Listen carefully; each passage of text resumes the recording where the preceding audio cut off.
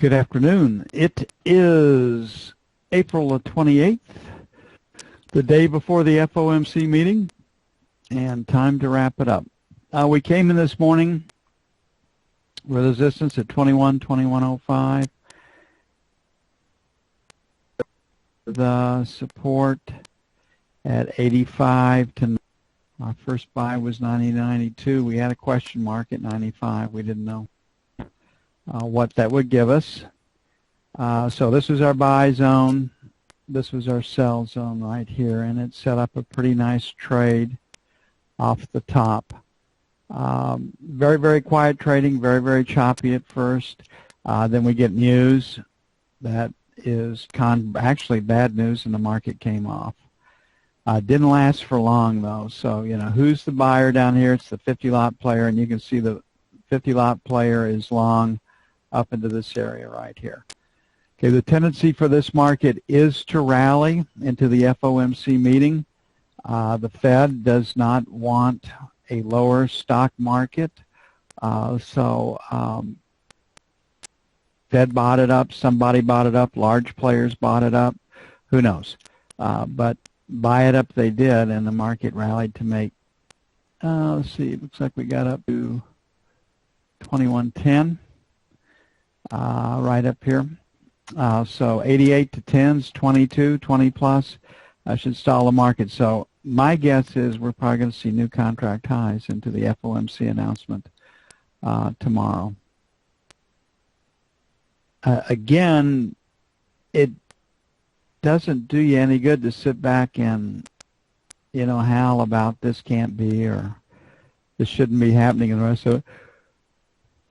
We've been able to prosper off this market manipulation, and I mean, there's no reason not to continue to do so.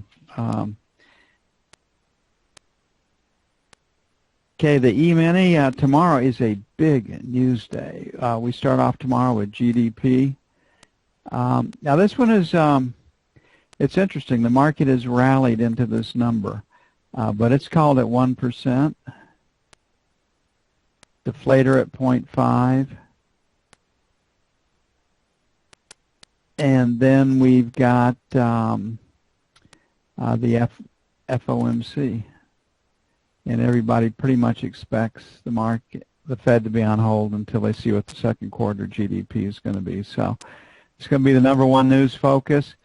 So if it comes in anything above 1.0, this market actually has probably got a little rally left in it. The deflator, I don't think anybody will pay much attention to. And then it gets down to the FOMC announcement. So we should look for trading similar to today. F1 screen says lower because of this lower high and lower low. The F2 screen says higher. Very, very strong P, although put in backwards. First move was lower. So this one says buyers. That tends to mean trading range, and that would fit the news scenario. So our first sell tomorrow is going to be in the 21.10 area. Second sell is going to be in the 21.15 area. On the buy side, last rotate stopped at 21.02, so 2100, 21.02 buy 1. And then our 95 to 97 for buy 2. And I would look for a trading range market after the reaction to the early news as the market motors sideways into the FOMC with an upward bias.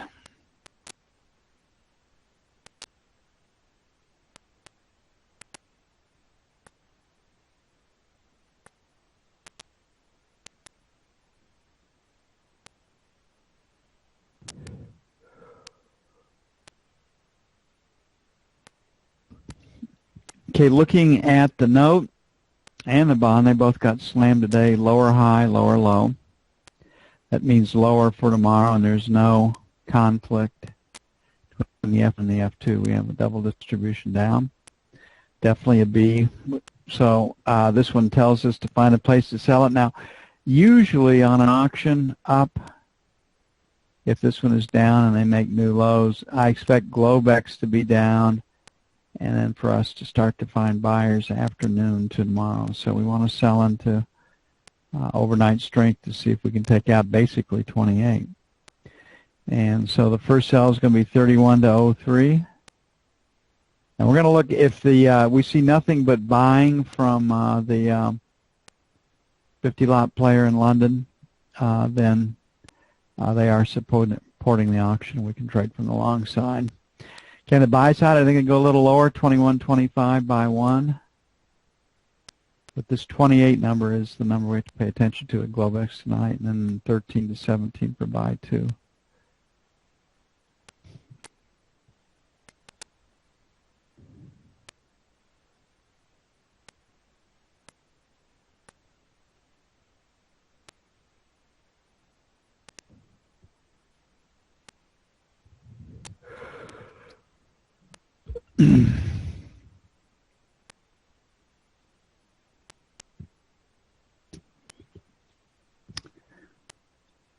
Okay, the low volume numbers down here is at 28. We're at 09.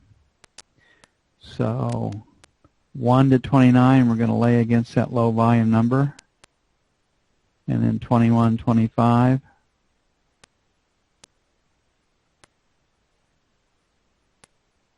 On the sell side, 15 to 19. And then 23 to 27. So we'll be looking for the first trade out of London to be from the short side, and that's on the assumption that the E-mini is not selling. If the E-mini does happen to sell, and I don't see how it can, but stranger things have happened, then we don't want to be short, because the strengthening E-mini certainly helped the selling today.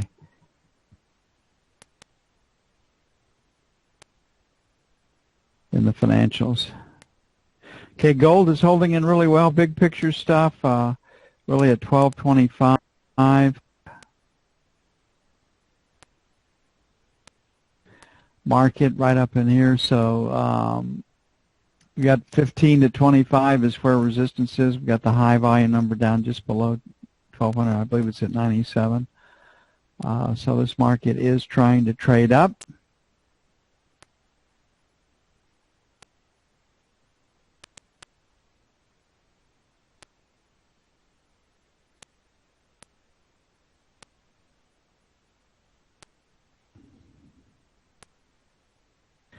And looking at the structure, we have this breakout from 7. So we're at 1250, 15 to 17, sell 1. 20 to 22, sell 2. On the buy side, 8 to 10, buy 1. And then 3 to 5, buy 2.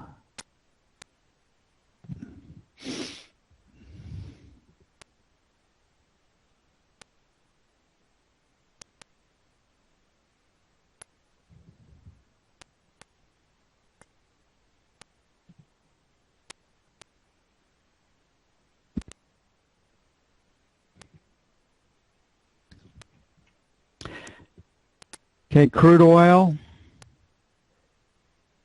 Looking at the F1 screen, lower high, lower low. Once again, we're having a hard time getting through 58.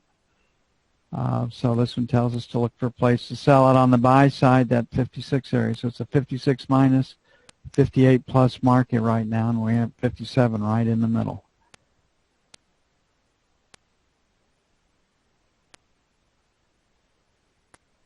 Definitely a B. So it looks like we're trying to trade lower.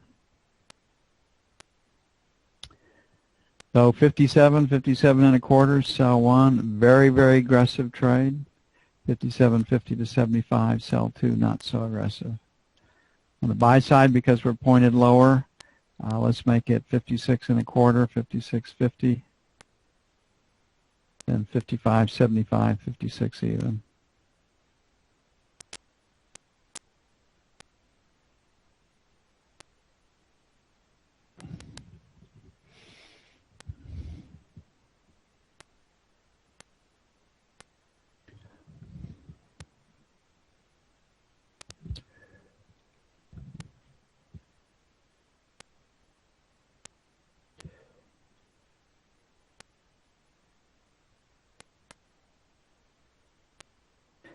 And last but not least, the euro.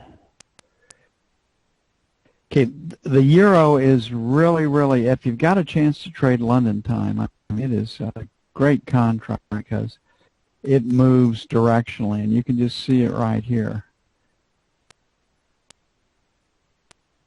And somewhere in here we got to move out of the middle depending on how you split the distribution, so this is probably as good a place as any to do the split. This 110 area, the 111 is prime resistance, stops above 110. Looks like the market is headed for that. This one favors higher prices.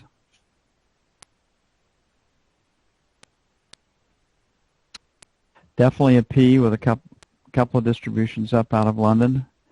So sell 1 is going to be 110 plus or minus. Sell 2 is going to be the 25 area. On the buy side, 109.50 and 925 for buy 2. And Greece is pushing for money by the end of the week. Why are they pushing for a settlement end of the week? They got payroll to meet at the end of the month. And that's their incentive to move.